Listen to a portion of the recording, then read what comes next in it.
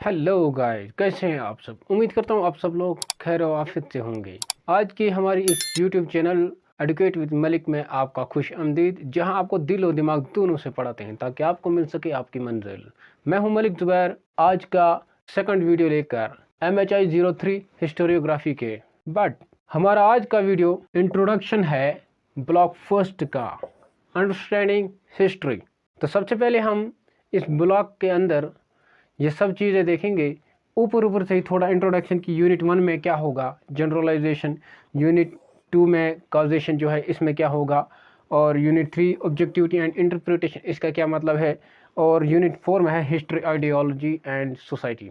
Most important question को लेकर जहां हम देखेंगे वो प्रीवियस ईयर क्वेश्चन जो इग्नू ने जून एंड दिसंबर सेशन में अक्सर पूछे हैं।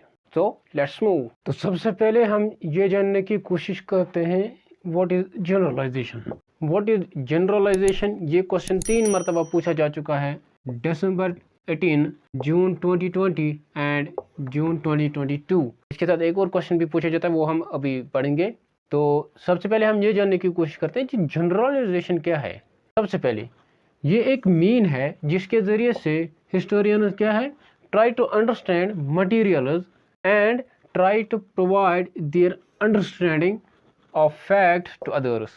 दूसरों को किसी चीज़ के, किसी मटेरियल को अंडरस्टैंड करते हैं और उसको क्या करते हैं, फिर उसे दूसरों तरफ ट्रांसमिट करने की कोशिश करते हैं।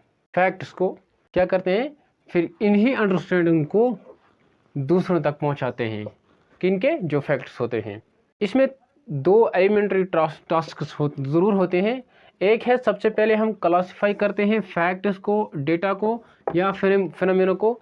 इन चीज़ों को सबसे पहले हम क्लासिफाई करने की कोशिश करते हैं, अलग अलग करते हैं, और उसके बाद इन दोनों के बीच में कंपेयर करते हैं, कॉन्ट्रास्ट करते हैं, या यूँ कहें। और उसके अंदर हम देखते हैं, कंपेयर करते वक्त हम देखते हैं कि सिमिलैरिटीज़ क्या है एंड डिसिमिलैरिटीज़ क्या क्या हो सकते हैं उन फैक्ट्स के बीच में।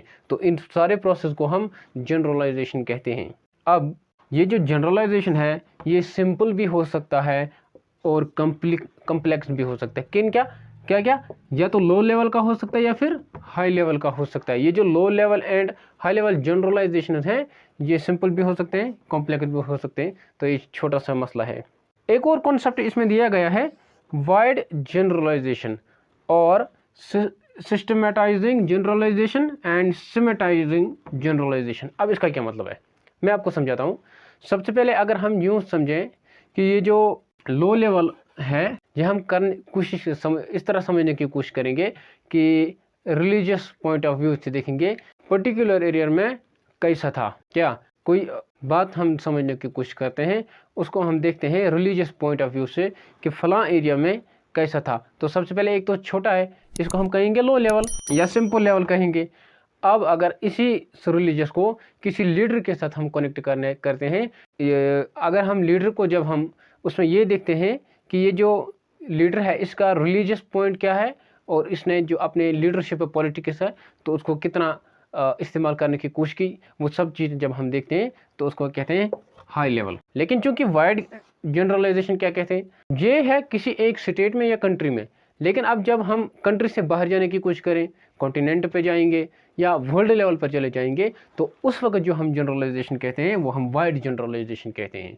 ये क्या था, इनको फिर हम कहेंगे नैरो जनरलाइजेशन एंड जो कि वाइड जनरलाइजेशन का अपोजिट है। वाइड मीन कॉन्टिनेंट या कंट्री या फिर वर्ल्ड लेवल पर देखते हैं, उसको हम वाइड जनरलाइजेशन कहते हैं। और उसका जो अपोजिट होगा छोटे छोटे पार्ट्स में, छोटे छोटे एरियाज में, वो हम देखेंगे, उसको हम कहते हैं लो जनरलाइजेशन। तो ये एक क्वेश्चन था, व्हाट इज जनरलाइजेशन। अब हम देखते हैं एक नेक्स्ट इंपॉर्टेंट क्वेश्चन। तो लेट्स मूव। इसके बाद एक और टॉपिक है इनएविबिलिटी ऑफ जनरलाइजेशन। इसका मतलब ये है, सबसे पहले मैं ये बता दूं, ये जून 2021 में पूछा गया था ये क्वेश्चन, इनएविबिलिटी ऑफ जनरलाइजेशन। इनएविबिलिटी का मतलब है फितरत के मुताबिक होना। ये जो इनएविबिलिटी का मतलब है फितरत के मुताबिक होना। किसके फितरत के मुताबिक होना, जनरलाइजेशन के फितरत के मुताबिक होना। जो कि अब मैं आपको इस तरह समझाता हूँ। सबसे पहले मैं बता दूं, जनरलाइजेशन जो है इनएविटेबल होते हैं, यानी कि ये फितरत के ऐन मुताबिक होते हैं। और सब लोग इसमें इन्वॉल्व हैं, ऑल मेक देम और यूज देम, इसमें सब लोग इन्वॉल्व होते रहते हैं। हिस्टोरियन जो है इनका काम ही यही है कि जो डेटा है उनको सर्टिफाई करना या फिर उसे टेस्ट करना, इनकी वैलिडिटी है या नहीं, उनको टेस्ट करना कि वैलिडिटी है डेटा की, या फिर यूँ कहें कि डेटा की को सर्टिफाई करना और उनकी ऑथेंटिसिटी भी चेक करना, मगर इंटरप्रेट नहीं करना, यानी कि जनरलाइज नहीं करना। वैसे तो जनरलाइज ही करते हैं, असल में वो जब लिखते हैं इंटरप्रेट करते हैं तो वो ऑटोमेटिकली जनरलाइज हो जाता है। इसके 3 बेसिक नोट्स होते हैं। पहली बात, सिलेक्शन ऑफ फैक्ट्स, जो फैक्ट्स होते हैं उनको सेलेक्ट करते हैं। फॉर एग्जाम्पल हम यूँ समझे ज़मींदारी सिस्टम, ठीक है। उसके बाद हम उन फैक्ट्स को एनालाइज करते हैं, यानी कि जनरलाइज करते हैं। अगर हम यूँ कहें कि जो फ्यूडलिज्म था उस वक्त जो ज़मींदारी सिस्टम था वो कैसे था, और उससे पहले मीडिवल पीरियड था उसमें ज़मींदारी सिस्टम कैसा था, और उससे पहले जो कैसे था, तो ये सारी की चीज़ें, इन सारी चीज़ों को जब हम इंटरप्रेट करते हैं, एनालाइज करते हैं, तो ये जो है दूसरा फैक्ट है, दूसरा नोट है जनरलाइज का, ठीक है, इनएबिलिटी का, जनरलाइज का, ठीक है।